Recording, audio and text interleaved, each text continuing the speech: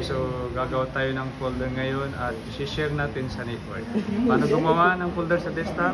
I-right click natin sa desktop, and then click new, tapos folder. Tapos i-rename natin ang folder. Again natin is dahil nasa client tayo. So client Hermosado. So, siya yung gumagawa ngayon. Client Hermosado. Right click sa folder, then properties. Tapos click sharing, and then advanced sharing.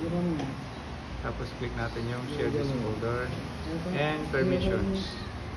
Tapos sa everyone, so na-click na yung everyone, no? So i-click natin yung full control, then click OK. Click OK. Tapos click natin yung share. And sa down arrow tayo, yan, click natin ang everyone. Tapos click natin. So sa everyone, read, write dapat yan. So read, write. Then share. And done. So close na, close. Okay, so client Hermosado, check natin.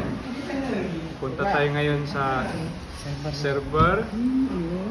Tapos click natin yung network. Tapos buksan natin yung client na network. Double click.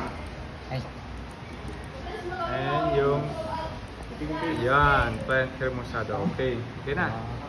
So thank you guys. Sana natuto kayo.